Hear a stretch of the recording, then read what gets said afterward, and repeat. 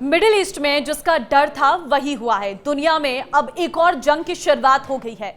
Israel और Iran के बीच तनाव ने अब खतरनाक मोड़ ले लिया है। आपको जानकारी दे दें कि आज की जो बड़ी अपडेट वो सामने आई है कि एक बहुत बड़ा हमला यहां पर हुआ है और अब इजराइल और ईरान आपस में भिड़ चुके हैं। इजराइल ने ईरान पर सैन्य हमला कर दिया। इजराइल ने ईरान के सैन्य ठिकानों और न्यूक्लियर ठिकानों पर आज यानी शुक्रवार की सुबह हमला किया है। इसके बाद ईरान में खलबली मच गई है। इजराइल ने ईरान के न्यूक्लियर साइट्स और सैन्य ठिकानों को टारगेट कर तेहरान में कई हमले किए हैं और इसके बाद तेहरान में एयर स्पेस को बंद कर दिया गया है। ईरान सरकार ने देश भर में इमरजेंसी लागू कर दी गई है। माना जा रहा है कि इजराइल के हमलों में ईरान को बहुत बड़ा नुकसान पहुंचा है। ईरान के आर्मी चीफ और टॉप न्यूक्लियर वैज्ञानिकों के मारे जाने की भी खबर है। इजराइल ईरान युद्ध का असर अब हवाई सेवाओं पर भी पड़ रहा है। ईरान इजराइल जंग की वजह से भारत में 16 फ्लाइट्स को डाइवर्ट किया गया है। जंग को देखते हुए ईरान, सीरिया और तेहरान ने अपने अपने एयर स्पेस भी बंद कर दिए हैं। एयर स्पेस बंद होने की वजह से फ्लाइट डाइवर्ट हुए हैं और मुंबई से लंदन जा रही एयर इंडिया की फ्लाइट भी वापस हो गई है। इजरायली सैन्य अधिकारी और इजरायली सैन्य सूत्रों के अनुसार ईरान के दर्जनों ठिकानों पर हमला किया गया है। इसमें उसके परमाणु कार्यक्रम और लंबी दूरी की मिसाइल क्षमताओं को निशाना बनाया गया है। सैन्य सूत्र ने CNN को बताया है कि ये एक दिन का हमला नहीं है। इजरायली हमले में वैज्ञानिकों को निशाना बनाया गया है। इजराइल के हमले में ईरान के इस्लामिक रिवोल्यूशनरी गार्ड कॉर्प्स यानी कि IRGC के commander in chief general Hussain सलामी की मौत हो गई है। ईरानी सरकारी मीडिया ने जो तस्वीरें सामने रखी हैं और वीडियो है उसमें अपार्टमेंट की इमारतों में आग लगी हुई है दिखाई दे रही है। ईरान के नतांज न्यूक्लियर साइट से धुएं का बड़ा गुबार निकल रहा है और इमारतों के बाहर सड़क पर बड़ी भीड़ देखी जा सकती है।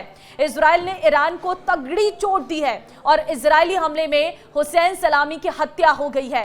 हुसैन सलामी एक ईरानी थे जो इस्लामिक रिवोल्यूशनरी गार्ड कॉर्प्स के कमांडर इन चीफ थे।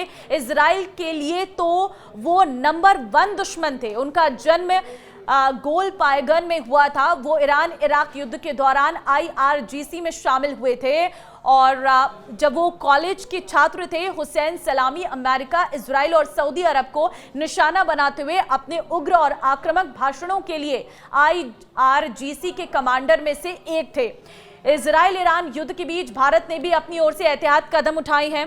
ईरान इजराइल जंग के बीच भारत सरकार ने एक एडवाइजरी जारी की है जिसमें ईरान में रहने वाले सभी भारतीय नागरिकों और भारतीय मूल के लोगों से सतर्क रहने और अनावश्यक आवाजाही से बचने का आग्रह किया गया है। एडवाइजरी में भारतीय दूतावास के सोशल मीडिया अपडेट पर बारीकी से नजर रखने और स्थानीय अधिकारियों द्वारा जारी किए गए सुरक्षा प्रोटोकॉल का पालन करने की भी सलाह दी गई है। ईरानी मीडिया के मुताबिक इजराइल के हमले ने मध्य ईरान में एक प्रमुख यूरेनियम संवर्धन सुविधा को निशाना बनाया है। इजराइल ने इस यूरेनियम फैसिलिटी पर कई बार अटैक किया। ये रिपोर्ट में कहा गया है कि नतांज न्यूक्लियर साइट पर भी इजराइल ने कई बार हमला किया है। सोशल मीडिया पर वायरल फुटेज में इलाके से घना धुआं उठता हुआ दिखाई दे रहा है। इजराइल ने आखिर ईरान पर क्यों हमला किया है, इसका जवाब खुद इजराइल ने दिया है। इजराइल ने शुक्रवार को कहा है कि उसने ईरान के परमाणु ठिकानों पर हमला किया है ताकि तेहरान को परमाणु हथियार विकसित करने से रोका जा सके।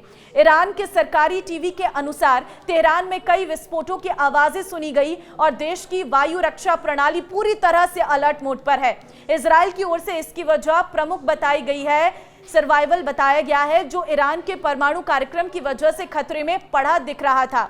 उसका कहना है कि ईरान के पास 9 परमाणु बम बनाना जितना यूरेनियम इकट्ठा हो गया था और वो जल्दी ही न्यूक्लियर वेपन बनाने वाला था। ऐसे में राष्ट्रीय सुरक्षा के लिए ये बहुत जरूरी हो गया था, वरना इजराइल का अस्तित्व खत्म हो जाता। इतना ही नहीं, इजराइल का आरोप ये भी है कि वो पिछले कुछ सालों में अपनी मिलिट्री पावर बढ़ाकर इजरायली सीमाओं के लिए भी खतरा बन रहा था और यही वजह है कि इस वक्त ईरान को रोका जाता, वरना उसका न्यूक्लियर प्रोग्राम इजराइल को बर्बाद कर देता।